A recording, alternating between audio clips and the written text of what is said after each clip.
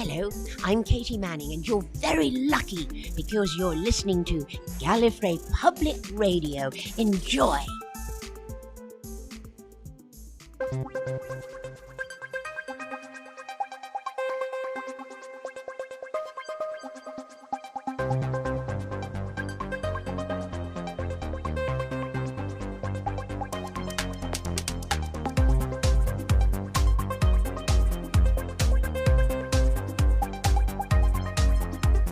This is Gallifrey Public Radio, a weekly podcast dedicated to positive enjoyment of Doctor Who. We travel through classic and new episodes, explore the extended universe, and play a few games from time to time. We do discuss news, content that has been officially released, and the occasional interesting rumor, but we'll warn you before anything considered spoilers comes up.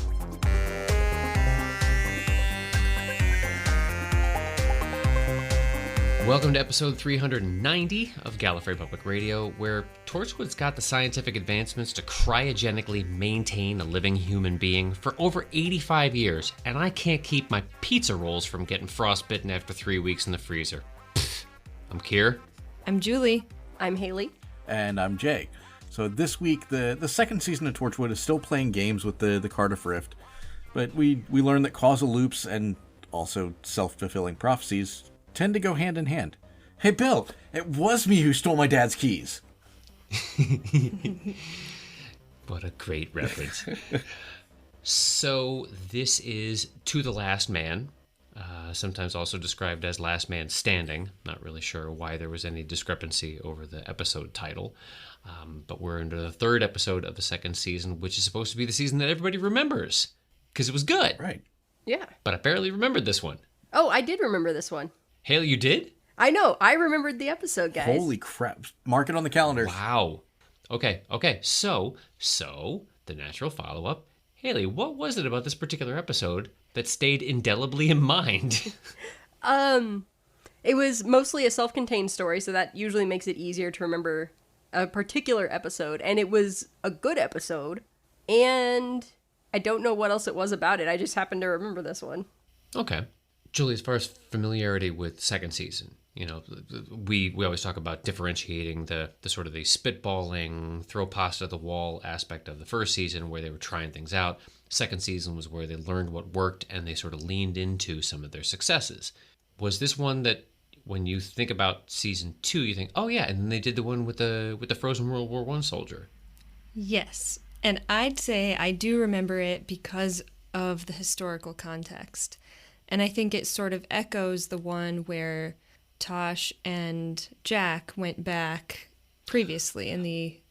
Right at the end of season 1? Mm-hmm. Okay. Yep. So you get some of that back into military history, and I also remember Tosh having some more emotional moments. I really feel like it developed her character. We're going to discuss that in just a second. Jay, as far as your recollections of this particular episode, or just sort of general... thread pull on it. Did not remember it. Every now and again, I'd get something like, "Oh yeah, I remember this scene with they're in the empty surgical ward or something like that." But nothing about the story really stood out as memorable to me for some reason. Probably because the episode that follows this one is so strong in my memory that it just kind of overshadows this one. But right, and we don't want to play our hand too early on that one, because that's a whole nother, you say strong in your memory, that could be good, bad, happy, sad. Right. Don't really know yet. I recall that there was one that had to do with checking in on a stiff in the, I thought it was at one point my brain went to morgue, and they were using the love glove to bring somebody back. Like those things, those details got a little fuzzy. But then when it started to come around, I did not recall until I looked at the synopsis, which I try to avoid until I can absolutely help it, that it was a World War I soldier. I thought this was going to be another World War II thing, direct correlation to Jack, and so on. But this, I do think that this has some aspects to it that could really stand to be parsed. So let's delve a little deeper into this thing.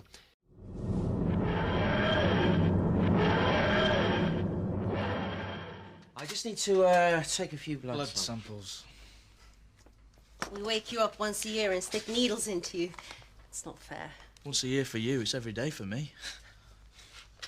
So, while we wait... Tommy Reginald Brockless, born 1894, February the 7th, in Blackley, Manchester. Private officer in 10th West Yorkshire Regiment. Very good. Only son of Constance May Bassett, died 1900. And Thomas Campbell Brockless, died June 1931, age 57. Heart attack. That's right, isn't it? Yes. Sorry. It's all right. Just haven't had that much time to get used to it.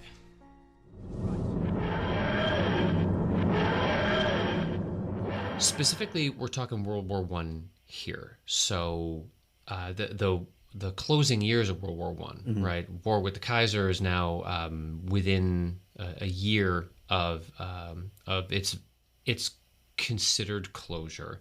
We get to see this very interesting cold open that feels a little Ghostbuster-y in its execution. Maybe a little bit, yeah. But then you know that line is coming. Like you see these two kind of running around the hospital dealing with a nurse and such, and they've got some machines that go bing and stuff like that.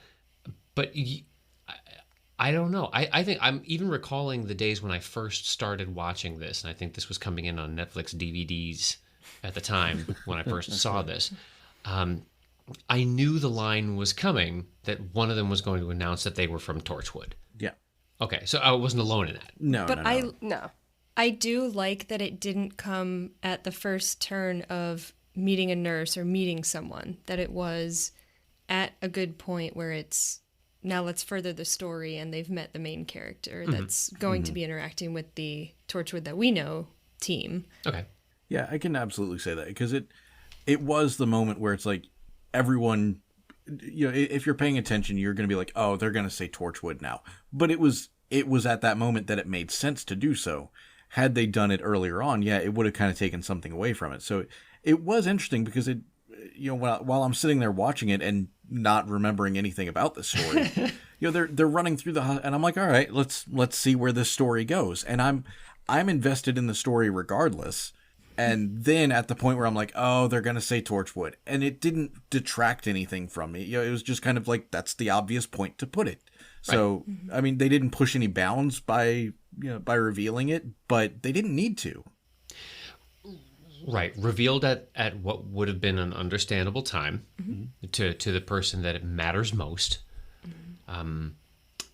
This brings up a very large concern of mine.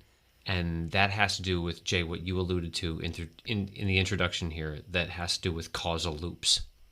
And yes, Ted remembering to steal his dad's keys, because he obviously had to steal his dad's keys so that he would remember to go back and steal his dad's keys. Right. Whatever the situation was, whenever they somehow grabbed Tommy and then put him in cold storage, Tommy being the only thing that can fix the fold in time, or however Jack described it, wrinkle, rip, tear, I don't know, wave. Smooshed paper. The smooshed paper in time was to put Tommy back. What if they never took Tommy? Yeah, so wasn't taking Tommy the thing that made this whole botched mess in the first place? Couldn't they have just left Tommy alone? So I think no. But the reason Tommy had to be the solution is because they told them in the past that Tommy was the solution. So the rift thing was happening either way, of the two pieces of time coming together. But the reason that Tommy had to be the person that was put in storage and then sent back was because in the past they saw Tommy in the future being sent back. It was kind of that, like, what came first thing, but I mean, from what I understand, the tearing down the hospital is what kind of caused the rift, the release of all the psychic energy kind of thing. But it does, like, okay, well, in the first iteration, how did they know to take Tommy then? It always works, happened. Yeah, it works well in the story. It's just, this is the story they're telling, so you don't debate over chicken versus egg. It's weird because this exists in the universe of Doctor Who, where they play fast and loose with, like, causality and stuff a lot.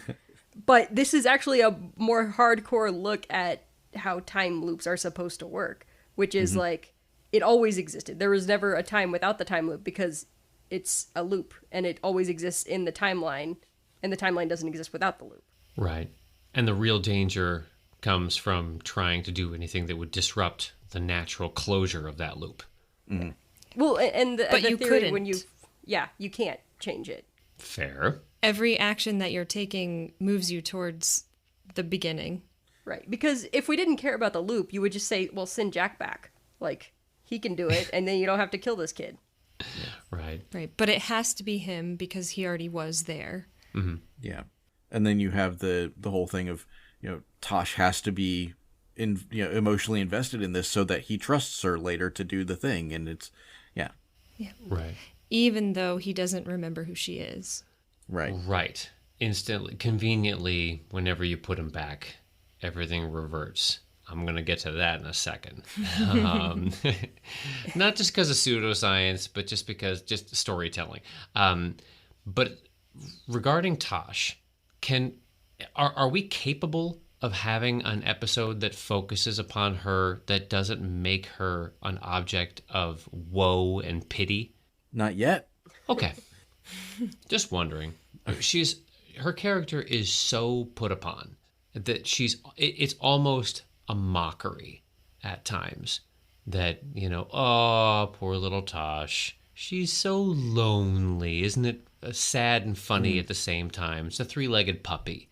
But I don't know if they don't come around. Granted, I don't remember large swaths of season 2 either, so maybe there's some redemption in there that doesn't involve Owen. But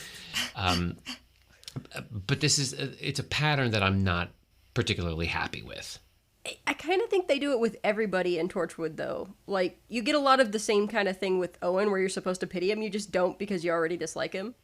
And you're like, good. I'm glad he's upset. So, is there a way that you can take a dark, gritty, after hours kind of, alien space cop detective adventure show and have episodes where you have character development that doesn't focus on, all right, here's our character in the spotlight this week. Here are all their inherent flaws. Let's exploit them for 45 minutes. Do you want to see them just going about a normal day, though?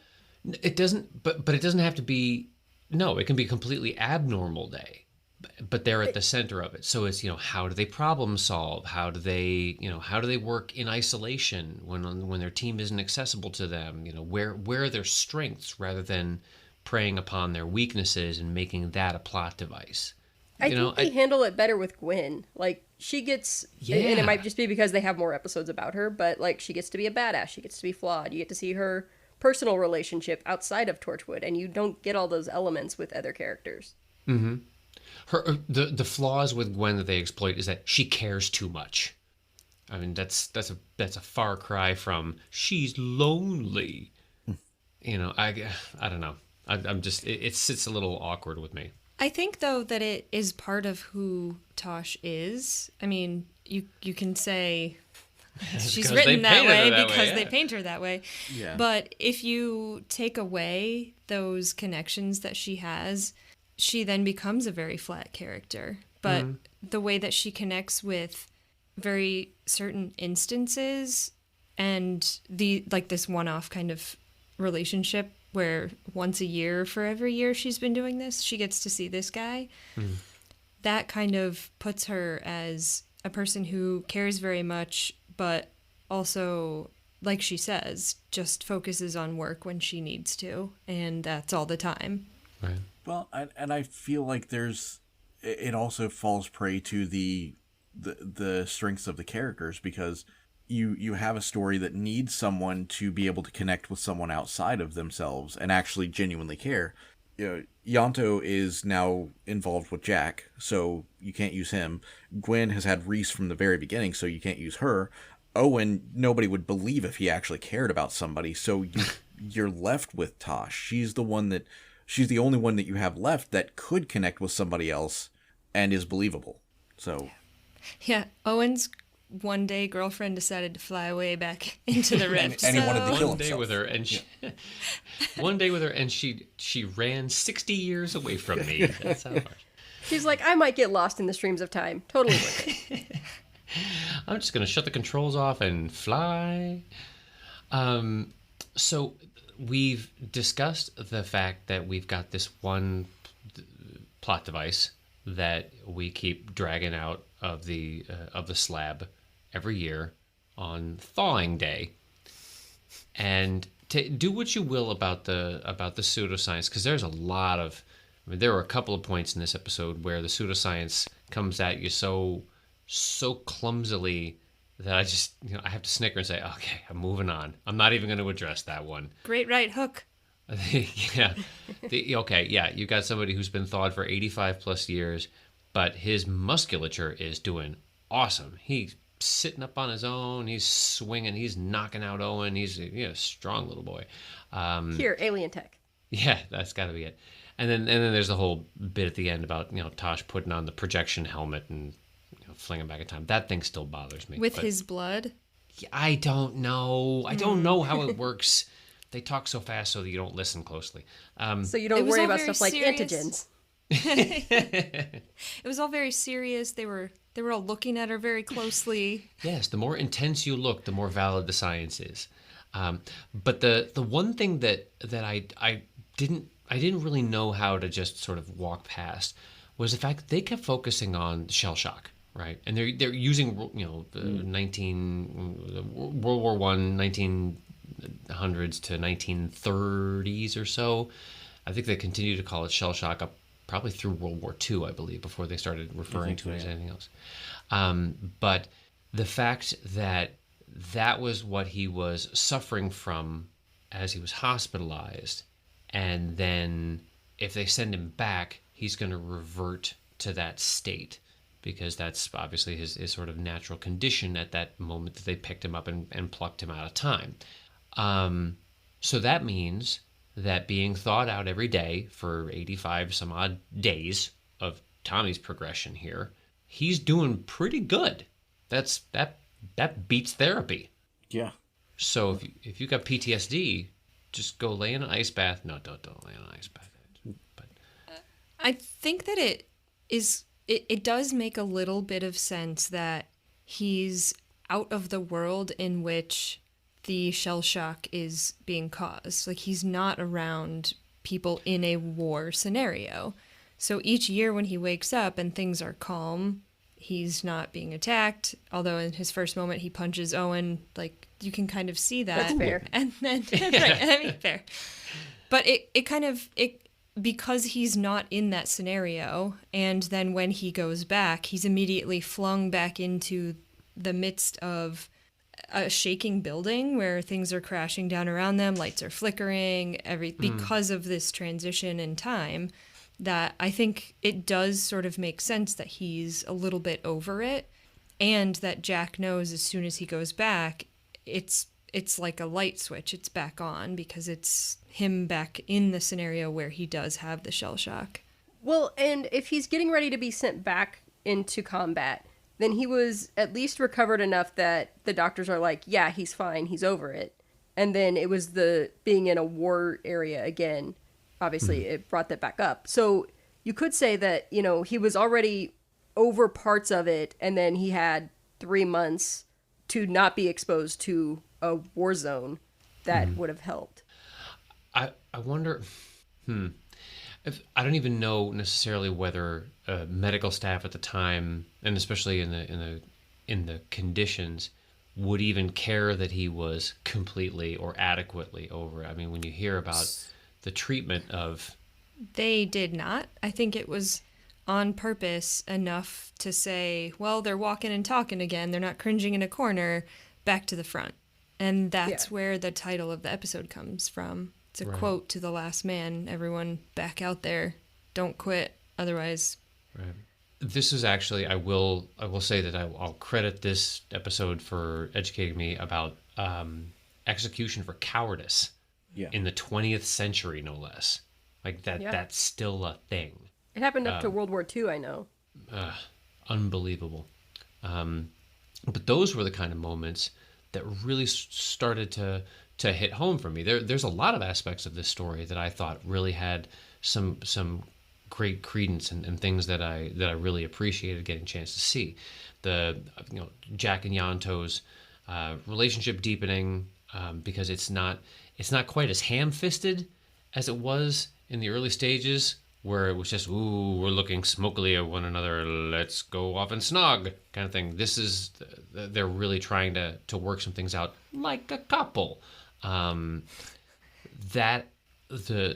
Any moment where Jack is discussing, when he gets sort of pensive about the atrocities of war, I always find those things interesting, because it's one of the few moments where Barrowman's larger than life, typical kind of delivery on things, his scenery chewing, smile sparkling kind of persona, steps back a little bit, and he can play it a little more subtle.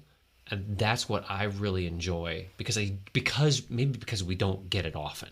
A quiet, pensive Barrowman, I think, is a more interesting actor to me than a, hey, look at no pants kind of Barrowman. But he still did put the pencil straight in between his lips instead of over his ear when he's making notes before the box opens. Yes. Nobody does that. Doesn't put it. I don't know. I'm not really sure what that accomplishes. Just gets your pencil all spitty. Well, spitty pencil. Well, it harkens to the days when you had to actually lick the tip of the pencil. I don't think you ever actually had to lick the tip of the pencil. You see people do that in shows. Like, hold on, I got to take some notes. Flap. Right. It doesn't do anything. It's so that you can verify that I'm the one that took the notes. DNA testing. Yeah. So nobody can take your pencil later either. Because you licked it. Exactly. I licked it, it's mine. I also appreciated the fact that for everyone else, this is just a once a year, we wake this guy up, it is what it is. But Gwen, having seen this for the first time, is the one who doggedly runs this down. Because they keep telling her, when the box opens, we'll know it. And she's takes it upon herself to go to the hospital, check it out, see what's going on. And that's when she sees the first, quote, ghost. And that's how they sort of have that early identifier versus them not even paying attention. If they hadn't been seeing that, I feel like it would have been going to put him back in the cryo and everything starts shaking. And there's not actually even been ghosts there for years. Unless that. Except that now is when they're tearing down the building, and that's what they said is the reason. Causal loops. If Gwen hadn't come on, they wouldn't have torn the building down, and it wouldn't have been now. If Woody had gone straight to the police, this would never have happened. So, are there other aspects of this particular story that, I consider this one in the win column for season 2. I enjoy it. Probably a little bit more than last week's episode, really. Or I should say the last episode. We watched it 3 weeks ago, but that's just us because we're weird that way. But it's what is time? But I think this is the sort of thing that I think they would want to have done, or that they were shooting for in some of the first season's episodes, where it's just like, I got an idea. I just want to kind of run this out and see how it works. But it's going to require understanding a little bit of the intricacies of one of our characters. So I'm going to give them some emotional pull in this, and they did that formula a couple times last season, and it sort of fell flat a little bit. There's something about this one. I think this was Helen Rayner wrote this one, that just fared a lot better. I'm not really sure if it's a matter of some of the key components, or whether it's just the crew is. I really think it's the historical context. I think it also helps that in a lot of season 1, everybody was we've talked about this before, everyone was at like a 12. And I feel like in season 2, everyone brings it down a little. There's a little more subtlety in the acting, except for Owen. But for most people, there's more subtlety. And it helps. Yeah, when your 12 is only worth a 1.2, you really got no place to go. Sorry, Owen. Yeah, we're just kind of relentless on Owen. Well, he's a trash bag. There's no salvaging this dude. Oh well. Worthy addition to season 2, I'm sure, and definitely one that I would say if someone wanted to understand. I don't think this necessarily requires a whole lot of knowledge about the Torchwood team. This could be one that you could hand to somebody and say, hey, you want to see what this show's all about? this hits some of those points, because it wouldn't be unusual to them to see, wait, a 1918 Torchwood team? It wouldn't even arch an eyebrow, so that's kind of cool. So yeah, it's just the time-locked box of cookies there that, or what was it, biscuit tin. Biscuit tin. It was a biscuit tin, yeah. Yeah. Nice. The temporal lock was so pretty. Just Oh, it just had this nice little poof. It looked like regeneration energy. It did have some Artron energy to it. That's Artrons. You're looking at nothing but purple Artrons. Purple Artrons on inorganic material. Orange Artrons. I don't know. But again, that Jack's just sitting there, just quietly hanging out with the tin box, and he's like, What if you'd put it back in the closet? Back in the cupboard. Well, that's why Gwen needed to be going and checking out the He hospital. couldn't have it in the closet because he had to be there to open the instructions to know that to send Tommy back. Like it has to work out this way. Don't forget to wind your watch. There are no coincidences. Jack is way out of the closet. I mean, all in all, I feel like this was a good Torchwood episode. It was self-contained. It was, it had a solid story to tell. We might nitpick some of the details and stuff like that, but for the most part, this is light years beyond most of what we got for series 1. So I'm completely happy with it, even though it somehow got lost in the shuffle of what season 2 entailed for me personally. Mm-hmm. It's still a great episode. I think that it was great. It did what it set out to do, and this would be a fantastic one to kind of like introduce someone to be like, hey, look, sci-fi, you can understand how the loop forms and things like that, and it would be a great introduction. Yeah, it just focuses on the rift. You don't have weevils in the basement or anything else to sort of confuse it. Although there is a profound lack of Reese. True, but on the upside, Owen is almost non-existent, so complete lack of douchebaggery chasing people off. He actually says something nice to Tosh, expresses some concern for her well-being, whatever his agenda might be. And he actually proves that he's a medical doctor and therefore does serve some kind of purpose on the team. Yeah, I think his sentiments were genuine. And that he doesn't know how to use computers because Jack's asking him to look stuff up. He's like, this isn't my job. It's normally Tosh doing this stuff. Even though they all sit there on computers all day, but now we've learned he just is playing solitaire. Exactly. Yes. That guy's playing Galaga. Yeah, it's something on the keyboard. He doesn't use the mouse. Hackers don't use mice. He's writing Doctor Who fan fiction. His own.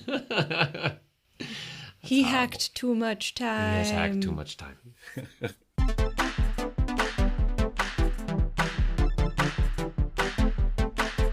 So this is our cartoony version of this week's news report, I guess, because it stems from the fact that what we announced a couple of months ago, or we didn't announce it, what we reported on a couple of months ago, or no, we didn't even report on it. What we discussed somebody else reporting on a couple of months ago was that they were doing the animated reconstruction or re-release of the Patrick Troughton Second Doctor era classic Fury from the Deep with your sentient seaweed, things like that.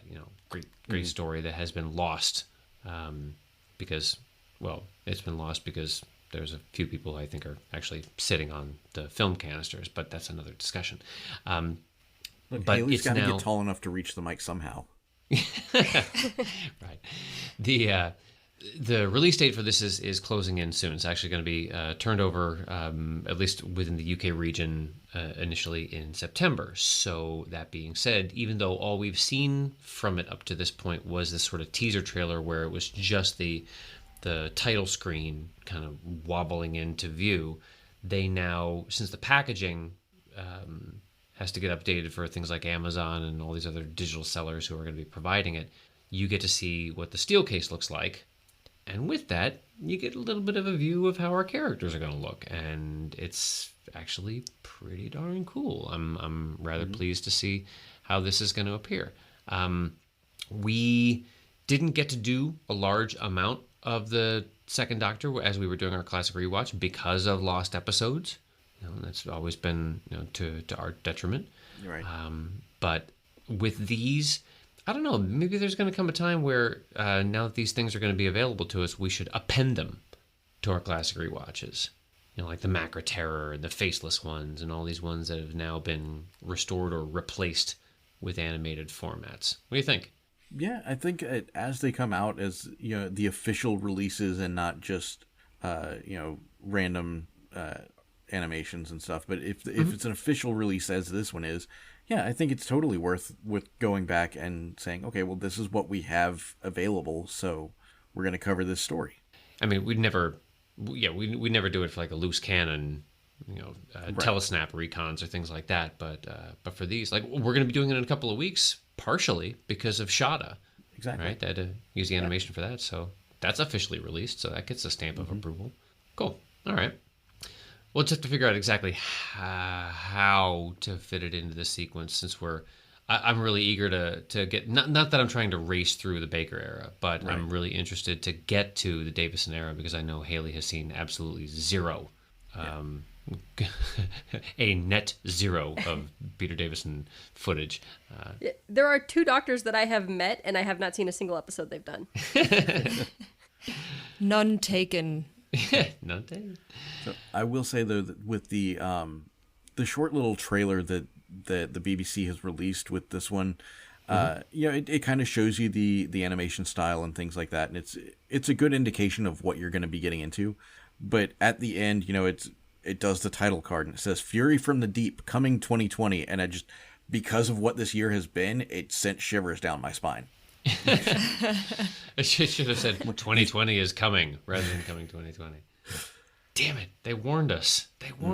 Yep. If tentacles actually do start coming from anywhere, I'm done. I get bingo. Who had sea monsters for September? No. So this raises an interesting question, and this is one that actually the folks over Radio Time started hypothesizing, and it's actually a really valid conversation point, and one that we might chase down a little bit ourselves too, in longer format, but just for the next couple of minutes here.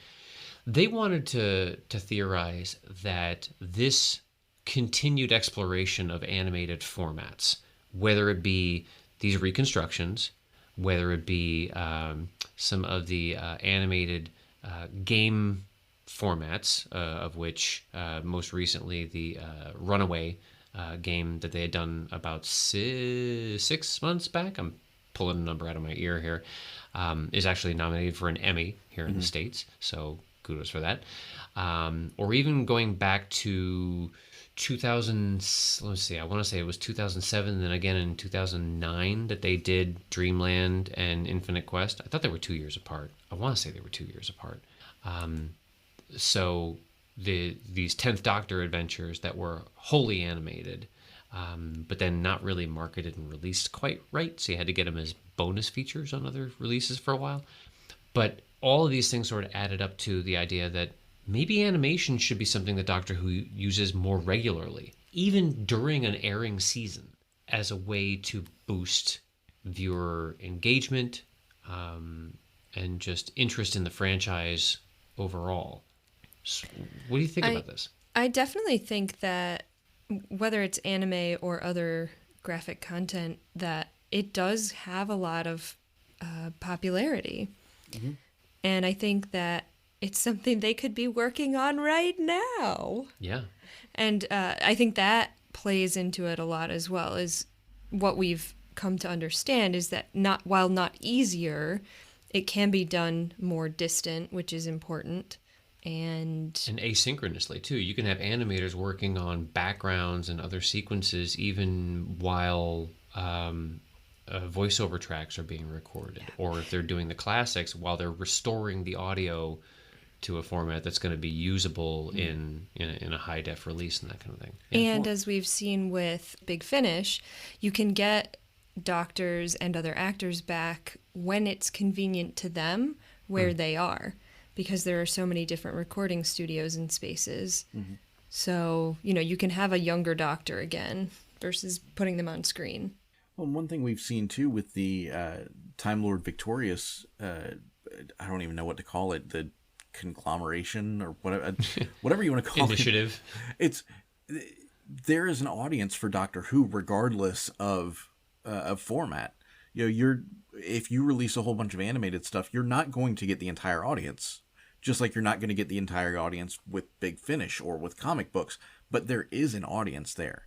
And if you're trying to keep interest in the brand going, then, I mean, this is a good way of doing it, because visually, a lot more people are going to consume visual media beyond anything else. So next to, just regular episodes of the show, I think this is the next best thing. There's one more piece of this that I don't think Radio Times explored, but it's something that always runs around in the back of my head, maybe because of what I do for work, and that's marketability, products, and things that you can put on, your proverbial lunch boxes and stuff.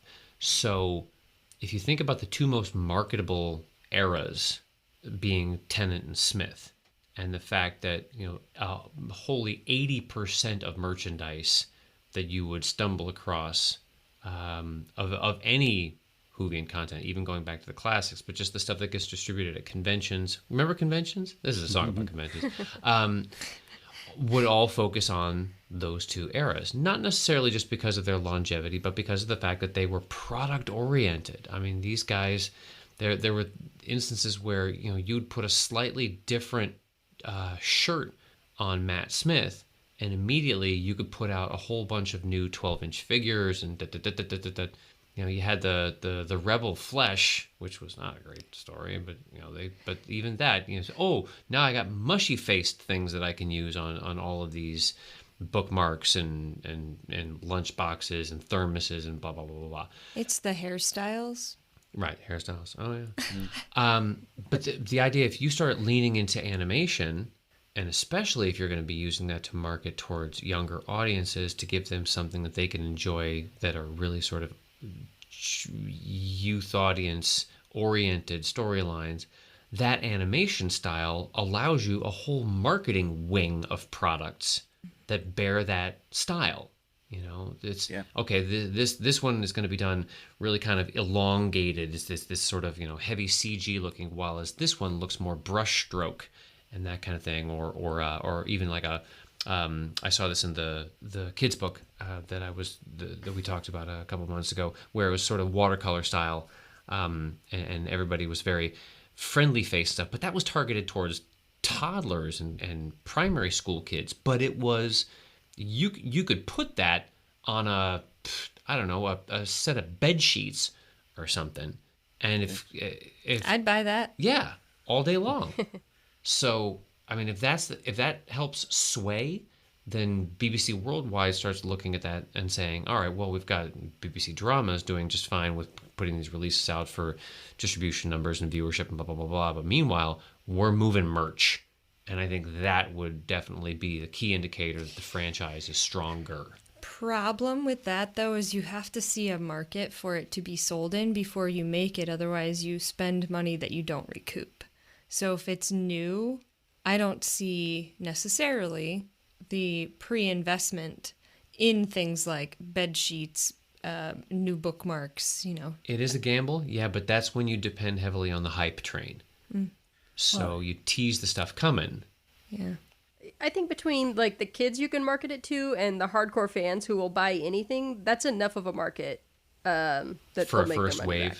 Yeah, for a pilot of that sort of thing, yeah. Going back to the story that we've got here, if you go in and actually attach to the news article at the bottom, there is there's a thing where a little slider. It's like how ready are you for animated Doctor Who, and slightly agree, slightly disagree, whatever.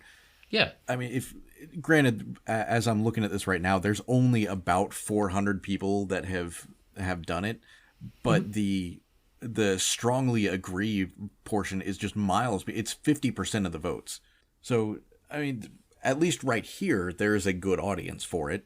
Granted, 190 people aren't going to be enough to sway the BBC, but it's, A little bit of a sampling bias, maybe?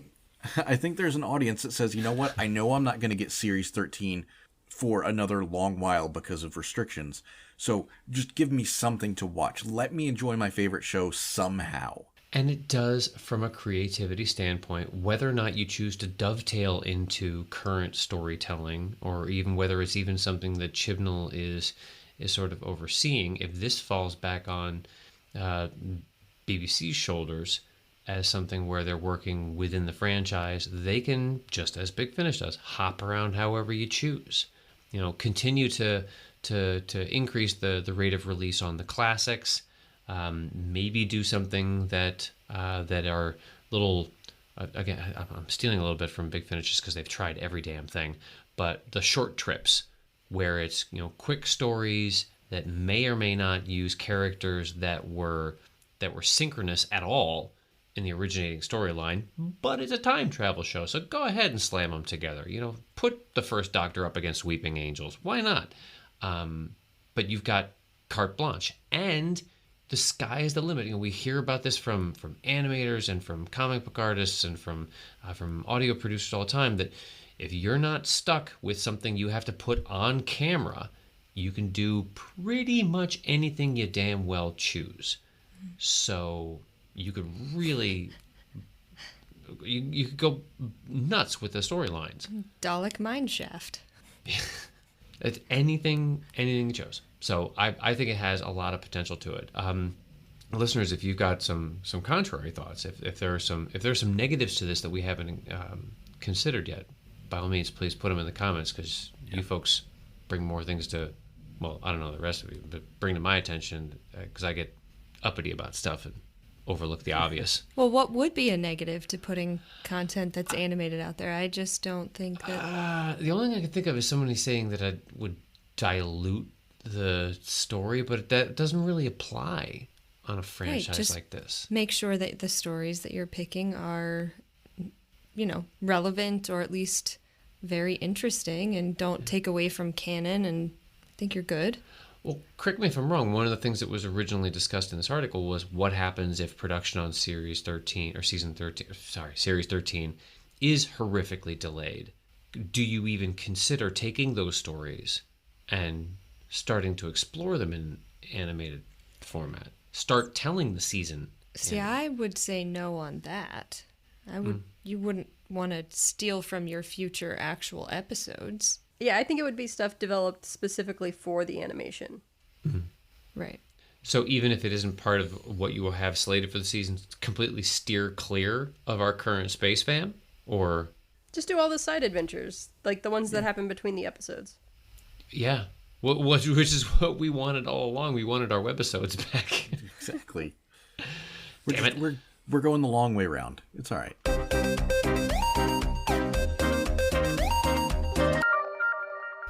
Let's kind of tease up what we're going to be talking about next week. With, you know, we understand we've got the holiday special coming at some point in the nebulous future, but we understand that there's probably going to be a long delay before we get Series 13. So how do you keep the Doctor Who fandom interested in the show when you don't have a show to give them? Right. Or that it's very difficult to try and get other people. You may be able to maintain your interest, and we'll talk about some of the ways we go ahead and do that, or ways we keep engaged with it. But how do you, as an advocate or what's the term I'm looking for here? An ambassador for the franchise, try to get other people interested in it as well when it's difficult to get it into their hands? Yeah. You know, and especially right now, because you can't just say, "Oh, I'll drive by and I'll just drop off the Blu-ray in your mailbox." No, no, don't disinfect my Blu-rays. Don't spray them with, inject them with bleach. It's because, I mean, that is a common question nowadays. It's like, okay, I want to watch Doctor Who. What's it streaming on this week? Do I have access to that on my TV? You know, yeah. We're kind of at a long gone are the days of, oh, I'm going to watch Doctor Who. Open up Netflix. You know, so. Right. R.I.P. Remember when everything was on Netflix? Yeah. So, Yeah, back to those DVDs you got mailed, right? Yeah, right. It's a good thing I didn't return any of them. all right. Well, this has been episode 390 of Gallifrey Public Radio. Until next week, this is Jay saying, the trash can. Remember the trash can. This is Keir saying, drink, film, maybe a pizza. This is Julie saying, I'll just be over here saving the world in some pajamas. And this is Haley saying, if I wake up and see Owen, I'm gonna punch him too. We'll see you guys next week. LOZ. Bye. Bye.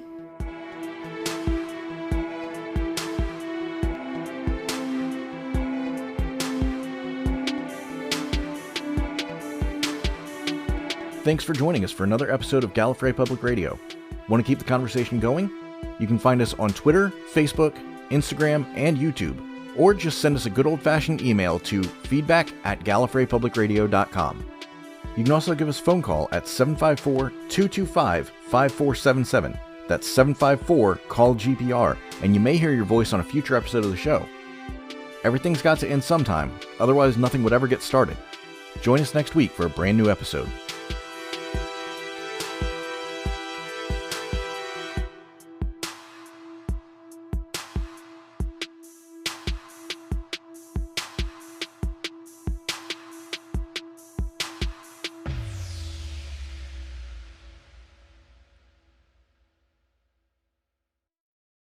I'm Jacob Henson. Gallifrey Public Radio is copyright 2020. See you next week. Everybody gets a punch. We should have like a Whack-A-Owen game. Set up a booth at the next con we're all at. Jay, this is our first app development. All right, I'm on it. Owen. He just keeps popping up. Hey babe, hey babe, hey babe, hey babe.